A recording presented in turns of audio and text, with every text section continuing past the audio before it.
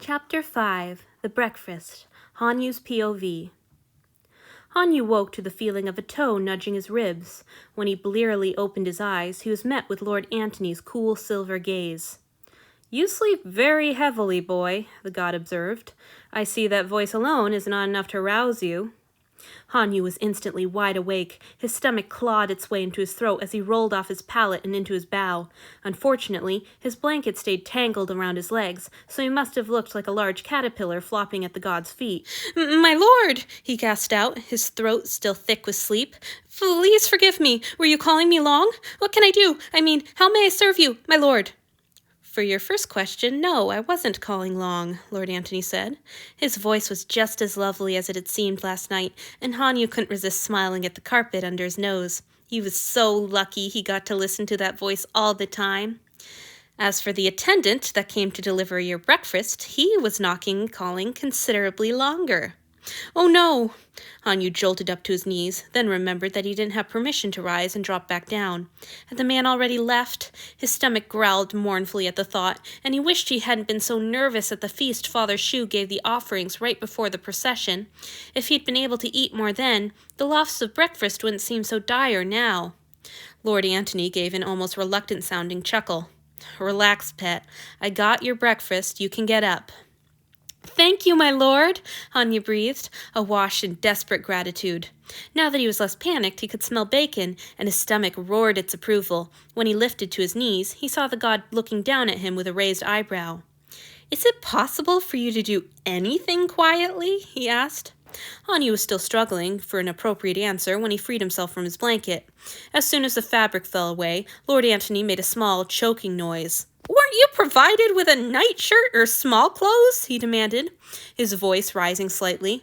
Shit, Hanyu knew he should have put on the fine satin shirt, but he hated to wear clothes when he slept, and he thought that since he'd been banished to the sitting room it wouldn't matter. Clearly it did, and he ducked back down into his bow. "I'm so sorry, my lord. Please forgive me," he babbled, feeling his pulse accelerate again. "I prefer to go without. Was that wrong? Of course it was wrong. Sorry, I didn't mean to disobey. For heaven's sake, boy, take a breath." The god still sounded annoyed, but his voice was level again. "I couldn't care less what you wear to bed. Go nude if it pleases you, but once you're awake, I want you dressed." "Of course!" Relieved, Hanyu pushed back up onto his knees and risked a smile. "Thank you, my lord." "Your clothes are there," Lord Antony replied. He pointed at a chest in the corner of the chamber, half hidden behind the fine velvet sofa. The attendant who'd escorted Hanyu to his master's chambers last night had already showed him the place, as well as the room, really more of a closet, meant for his physical needs. Nevertheless, he ducked a quick bow and thanked the god for his directions before darting to the chest, grabbing some clothes at random, and retreating to the closet. After pissing and washing his face and hair in the basin, the servant must have brought a pail of water as well as his meal, Hanyu took a look at the clothes he'd grabbed. Unfortunately, they proved to both be shirts, so when he slunk back into the sitting room, he was wearing only a shirt and some small clothes. Hanyu was afraid that Lord Antony would be angry, but the god only gave a deep sigh as he scuttled, blushing, back to the chest. Once Hanyu was fully clothed, his master gestured him to the table, where he was already sitting. Hanyu obediently seated himself. It was difficult since the chair didn't move. He had to wiggle gracelessly to work his ass between the table and the seat, and when he finally sat, it was with a heavy flop. A sow would have either laughed or despaired of him. "Sorry, my lord." No wonder his god didn't want to fuck him. "It's hard when the chair is bolted down." Lord Antony raised a silver brow at him. The expression was quickly growing familiar. "Would you prefer if the chair broke your skull next time we entered a storm?" "No, sir," Hanyu squeaked. Why did he have to be so clumsy and stupid in front of his master? He was supposed to be impressing him and making up for yesterday's mysterious failure. "I mean, no, my lord. Sorry." Instead of answering, Lord Antony pushed a wide tray towards Hanyu. It held a small pitcher, a glass, and a plate stacked high with bacon and fluffy scrambled eggs. Hanyu snatched up the fork, then hesitated. Was he supposed to wait for permission? He'd expected to be in the general servants' quarters, eating at a big communal table like the ones back at the temple. He'd never sat at a table this small and intimate before, and he didn't want to make another mistake. He stole a shy glance at his god. "Oh, go on," Lord Antony sighed.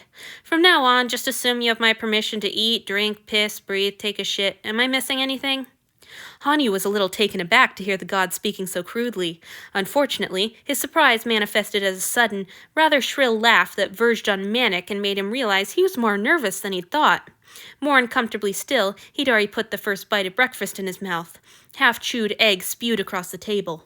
Hanyu was horrified, but even so, he couldn't stop laughing. He kept hearing that refined, commanding voice saying, "Take a shit," and the gales just went on. He tried to choke down the laughter, but instead he just choked. Now he was coughing and hacking violently, and still laughing every time he managed to drag a breath into his lungs. By the time Hanyu had himself under control, tears were streaming down his face, and his voice was a ragged croak. "Sorry, my lord," he rasped. "I just didn't expect. It was so funny to hear you swearing, and oh gods, shit. Oh, I didn't intend any disrespect swearing by you. Please punish me for my failure, my lord." There was a long moment of stony silence from the other chair. Hanyu wanted to slip to the ground and bow some more, but with the way this day was going, he'd probably break a bone on his way down. "Well," when Lord Antony's voice finally came, it was dreadfully cold. Hanyu cowered in his seat, his stomach twisting into elaborate knots. "I hardly know where to begin. In the first place, you're going to clean that up and do your best to finish your meal like a civilized being. In case you didn't know, the food goes in your mouth and then you swallow it. In the second place, I'm glad you find me so amusing. And in the third place, I don't care if you swear by us." It feels rude to use that word that way, you know? Oh no, oh no, oh no, he was babbling now. The words poured out uncomfortably, even as fresh, miserable tears welled in Hanyu's eyes and spilled down his cheeks along the tracks left by his tears of laughter. "I mean, it hardly seems fair. You don't stub your toe and yell, 'Oh, Hanyu, my lord.' Do gods stub their toes? Your toes, I mean, is that—" "Hanyu." "Yes, my lord?" "Eat your breakfast." Antony's POV.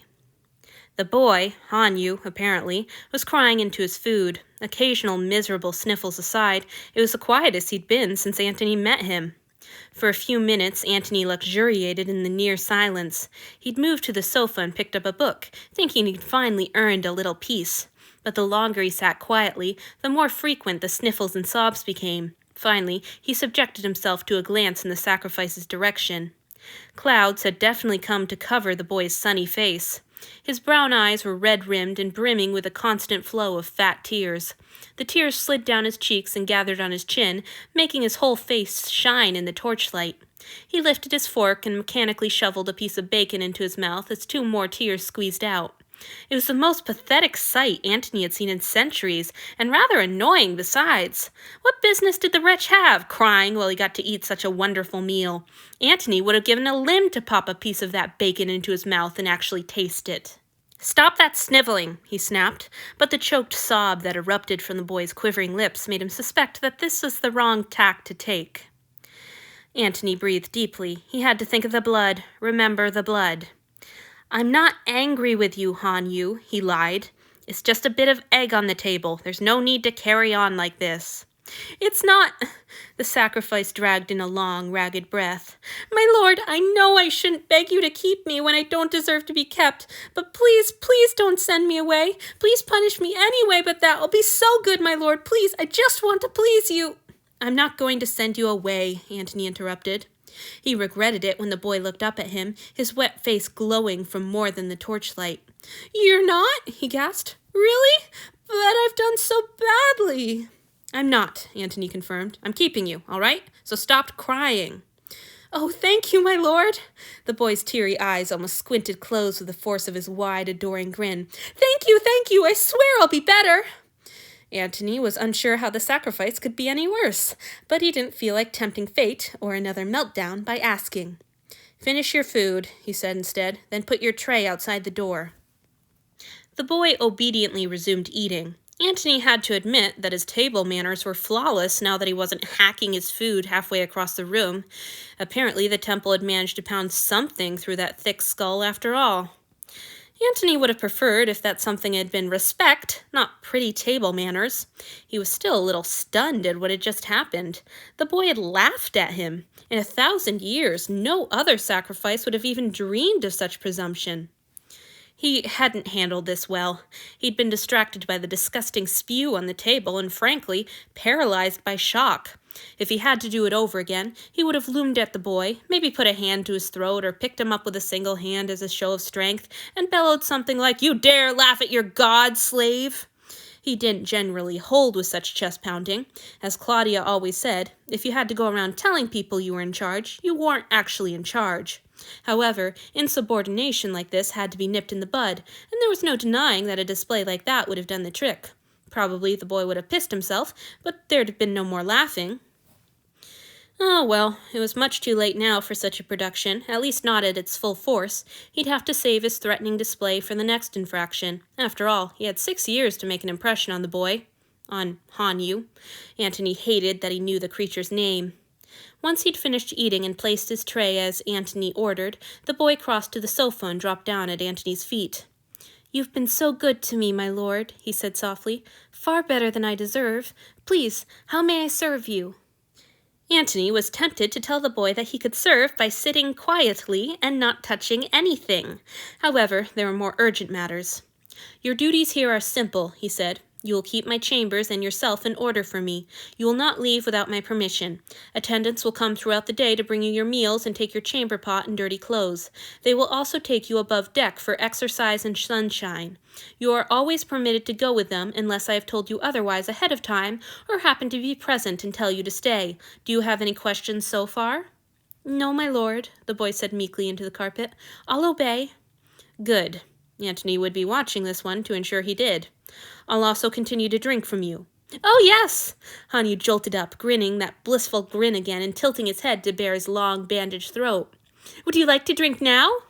"Not every day," Antony admonished him, though he had to fight back a sudden, almost overwhelming desire to clamp his teeth down on that eagerly yielded offering.